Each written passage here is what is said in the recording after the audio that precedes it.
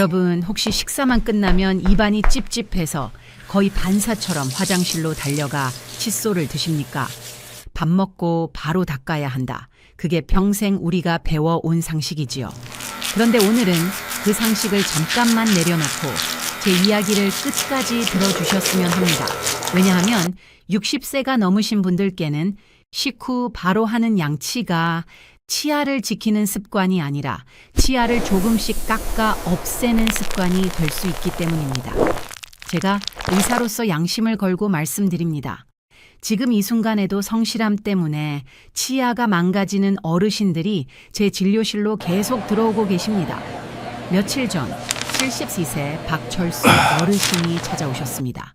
군인 출신이셨고 평생 규칙을 지키며 사신 분입니다. 식사는 하루 3번, 양치는 식후 3분 안에 3분 동안 하루 3번. 그 유명한 3뺨3C 법칙을 무려 50년 넘게 하루도 빼먹지 않고 실천하셨지요. 어르신의 자랑은 단 하나였습니다. 나는 충치 하나 없다. 평생 치과 갈 일 없었다. 그래서 더 믿으셨습니다. 내가 옳게 살아왔다는 증거라고요. 그런데 어느 날부터 찬물만 마셔도 이가 찌릿찌릿해지기 시작했습니다. 처음엔 대수롭지 않게 넘기셨지요. 나이 들어서 그렇겠지. 그런데 시간이 갈수록 통증이 심해져 바람만 스쳐도 깜짝 놀랄 정도가 되었습니다. 그때 어르신은 더 열심히 닦으셨습니다. 더 꼼꼼히, 더 세게, 더 자주. 치아를 살리기 위해서요. 하지만 제가 입안을 들여다보고 잠시 말문이 막혔습니다. 겉으로 보기에는 깨끗했습니다. 그런데 자세히 보니 치아와 잇몸이 만나는 경계가 마치 누가 도끼로 찍어낸 것처럼 깊게 패여 있었습니다. 치아 뿌리가 앙상하게 드러나 있었고 치아를 보호하는 겉면이 닳아 신경이 거의 드러나기 직전이었습니다. 저는 조심스럽게 말씀드렸습니다. 어르신, 죄송하지만 이건 세균이 갉아먹은 게 아닙니다. 어르신이 너무 열심히 닦으셔서 직접 깎아내신 겁니다. 그 순간 박철수 어르신은 말없이 털썩 주저앉으셨습니다. 그리고 한참 뒤에 억울한 목소리로 이렇게 물으셨지요. 선생님, 학교에서도 방송에서도 밥 먹으면 바로 닦으라고 했잖아요. 내가 평생 지켜온 습관이 내일을 망쳤다니 그게 말이 됩니까? 여러분은 어떠십니까? 혹시 지금 박철수 어르신과 같은 길을 걷고 계시지는 않습니까? 사실 이 문제는 특정 몇 사람의 이야기가 아닙니다. 60세 이후에는 잇몸이 내려앉고 치아 겉면이 얇아지면서 예전과 같은 방식으로 닦는 것 자체가 치아에게는 큰 부담이 됩니다. 더 무서운 건 여기서 끝이 아닙니다. 입안의 염증은 입안에서만 끝나지 않습니다. 혈관을 타고 전신으로 퍼질 수 있고 심장과 뇌 건강에도 영향을 줄 수 있습니다. 그러니 오늘 영상은 단지 이를 하얗게 만드는 법을 알려드리는 영상이 아닙니다. 남은 인생 동안 내 치아로 고기 씹고 김치 씹고 맛있게 드실 수 있게 돕는 치아 생존 수칙을 알려드리는 시간입니다. 오늘 영상에서 딱 2가지만 기억하셔도 좋습니다. 첫째, 식사 후에는 칫솔을 바로 들지 않는 방법. 둘째, 치아를 하얗게 만든다며 오히려 치아를 갈아버리는 위험한 선택을 피하는 방법. 이 2가지를 지키면 치아 마모와 시림 증상을 지금보다 훨씬 늦출 수 있습니다. 혹시 지금 밥 먹고 나면 바로 칫솔부터 찾는 분이시라면 오늘은 이 영상 끝까지 함께 해주십시오. 박철수 어르신이 내가 왜 진작 몰랐을까 하고 무릎을 탁 치셨는지 여러분도 곧 알게 되실 겁니다. 이제부터는 왜 식사 직후 양치가 60세 이후에는 위험해질 수 있는지 차근차근 설명드리겠습니다. 어르신들께서는 음식 찌꺼기를 빨리 닦아내야 썩지 않는다. 이렇게 알고 계시지요? 틀린 말은 아닙니다. 하지만 중요한 한 가지를 우리는 그동안 놓치고 있었습니다. 바로 식사 직후 치아의 상태입니다. 우리가 매일 드시는 음식들, 김치, 된장찌개, 식초 들어간 반찬, 후식으로 드시는 귤이나 사과, 그리고 식후 커피 한 잔. 이 음식들의 공통점이 무엇인지 아십니까? 바로 산성이라는 점입니다. 산성 음식이 입안에 들어오면 치아 겉면을 감싸고 있는 단단한 보호막, 즉 범랑질이 일시적으로 부드러워집니다. 어렵게 느껴지실 수 있으니 조금 쉽게 비유해 보겠습니다. 여러분, 목욕탕에서 뜨거운 물에 오래 몸을 담그고 나오면 피부가 어떻게 됩니까? 퉁퉁 불어서 손톱으로만 살짝 밀어도 각질이 쉽게 벗겨지지요. 식사 직후의 치아가 딱 그 상태입니다. 겉은 멀쩡해 보여도 표면은 살짝 약해져 있고 부드러워져 있습니다. 그런데 그 순간에 뻣뻣한 칫솔과 연마제가 들어있는 치약으로 강하게 문지른다면 어떻게 될까요? 치아를 닦는 것이 아니라 부드러워진 표면을 조금씩 깎아내는 셈이 됩니다. 이것을 의학적으로는 치아 침식이라고 부릅니다. 특히 60세 이후에는 이미 세월 동안 조금씩 얇아진 범낭질이 더 이상 버틸 힘이 충분하지 않습니다. 젊을 때는 괜찮았던 습관이 지금은 상처가 될 수 있다는 뜻입니다. 박철수 어르신의 경우도 바로 이 과정이 반복된 것이었습니다. 식사 후 산성 환경에서 3분 안에 강하게, 꼼꼼하게 닦는 습관. 50년 동안 매일 반복되면서 치아 목 부분이 점점 패이기 시작했던 것입니다. 그렇다면 어떻게 해야 할까요? 여기서 중요한 원칙이 하나 있습니다. 식사 후 1시간은 치아를 쉬게 해 주십시오. 식사를 마치신 뒤에는 칫솔을 찾지 마시고 물로 입을 충분히 헹구십시오. 입안에 남아있는 산성 성분을 물로 희석시키는 것만으로도 충분한 1차 보호가 됩니다. 그리고 딱 1시간만 기다려 주십시오. 우리 몸은 참으로 신비합니다. 침이 천천히 분비되면서 산성을 중화시키고 부드러워진 치아 표면에 다시 미네랄을 채워 넣습니다. 이 과정을 제광화라고 합니다. 쉽게 말씀드리면 자연 치유 시간입니다. 그 시간이 지난 뒤 부드러운 칫솔로 힘을 빼고 살살 닦아 주시면 됩니다. 많은 어르신들께서 이 대목에서 꼭 질문하십니다. 선생님, 그럼 1시간 동안 놔두면 충치가 생기지 않습니까? 안심하셔도 됩니다.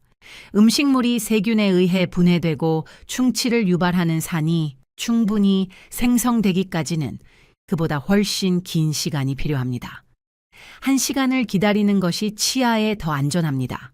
오히려 산성 상태에서 바로 닦는 것이 더 큰 손상을 남깁니다. 여기까지 이해되셨다면 이제 두 번째로 중요한 이야기를 드려야 할 것 같습니다. 많은 어르신들께서 나이가 들수록 치아 색이 누렇게 변한다고 고민하십니다. 그래서 미백 치약을 찾으십니다. 하얀 치아가 젊음의 상징처럼 느껴지기 때문입니다. 하지만 이 선택이 또 다른 마모를 부를 수 있습니다. 다음으로는 왜 60세 이후에는 미백 치약이 오히려 독이 될 수 있는지 차분히 설명드리겠습니다. 조금만 더 집중해 주십시오. 여러분의 치아 수명이 여기서 갈릴 수 있습니다. 이제 미백 치약에 대해 조금 더 솔직하게 말씀드리겠습니다. 광고에서는 이렇게 말합니다. 하얗게, 환하게, 젊게. 하지만 그 하얀색을 만드는 방식이 무엇인지 생각해 보신 적 있으십니까? 대부분의 미백 치약은 치아 표면을 화학적으로 바꾸는 것이 아니라 물리적으로 깎아내는 방식으로 착색을 제거합니다. 치약 안에는 연마제라는 미세한 입자가 들어 있습니다. 쉽게 말하면 아주 고운 돌가루입니다. 젊은 분들은 범낭질이 두껍습니다. 조금 깎여도 큰 문제가 되지 않습니다. 하지만 60세 이후에는 범낭질이 이미 많이 얇아져 있습니다. 마치 두꺼운 겨울 외투가 아니라 얇은 여름 셔츠 한 장만 걸친 상태와 비슷합니다. 그 위에 사포처럼 거친 미백 치약을 사용하면 어떻게 될까요? 남아있던 보호막까지 조금씩 벗겨집니다. 그리고 그 아래에 있는 상아질이 드러납니다. 상아질은 원래 색이 노란빛을 띱니다. 그리고 신경과 가까워 아주 예민합니다. 그래서 이런 일이 생깁니다. 하얗게 만들려고 미백 치약을 썼는데 오히려 더 노랗게 보이고 더 시리고 더 약해지는 것입니다. 이것이 많은 어르신들이 겪는 안타까운 악순환입니다. 더 하얗게 하고 싶어 더 강한 제품을 쓰고 그 결과는 더 많은 마모와 통증. 박철수 어르신도 치아 색이 변하는 것이 싫어 강한 세정 기능 치약을 쓰셨습니다. 하지만 그 선택이 이미 약해진 치아에 마지막 압박을 준 셈이었습니다.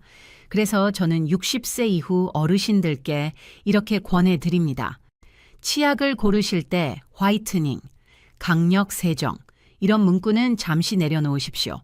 대신 시린이 전용, 잇몸 케어, 저자극 이런 표현을 찾으십시오.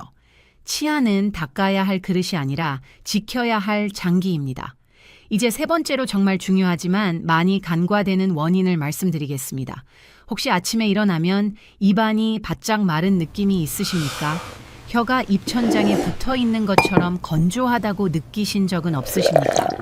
이 증상이 있다면 치아는 밤새 보호막 없이 방치된 상태였을 가능성이 큽니다.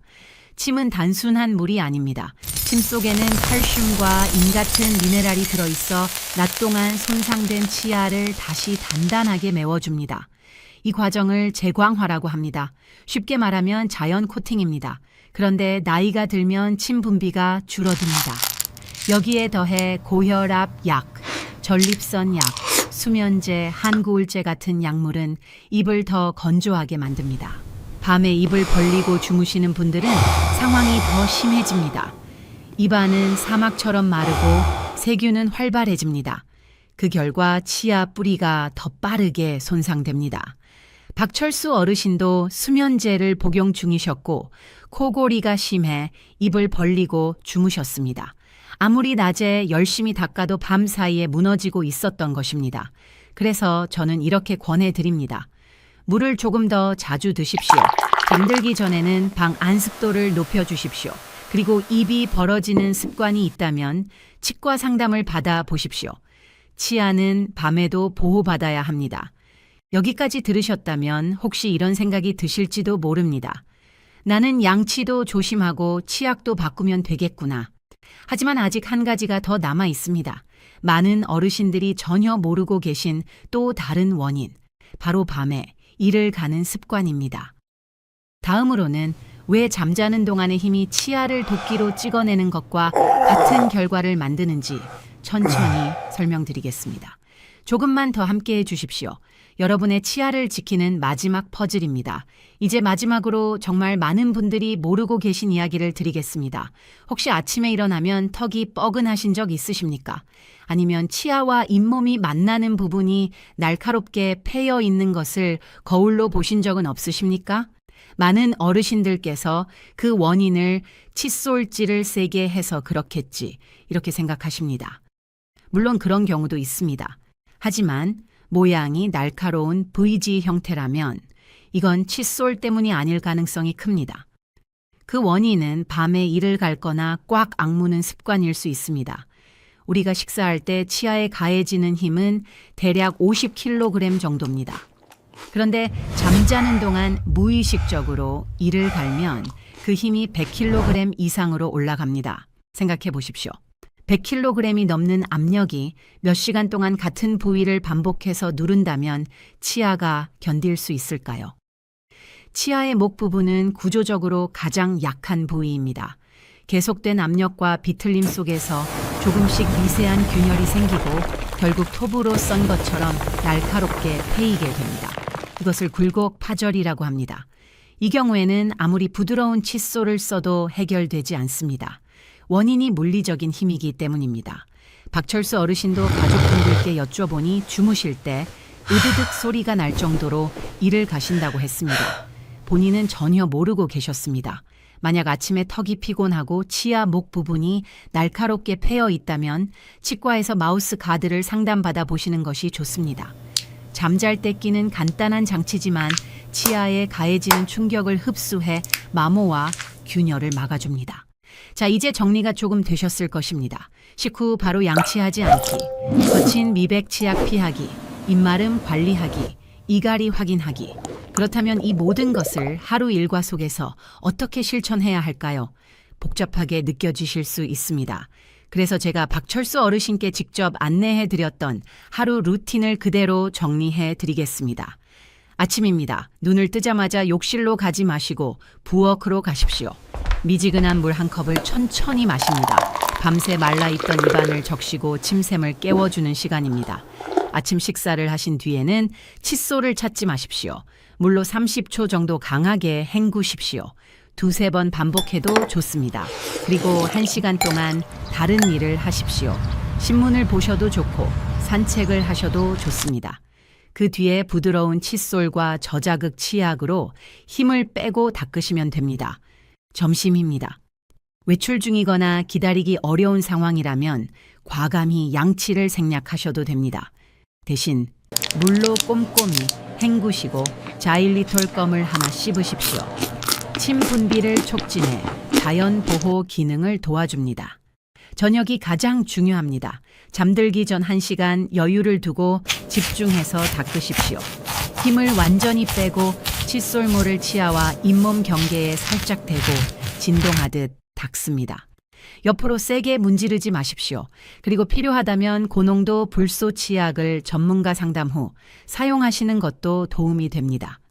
마지막으로 방 안습도를 유지하십시오.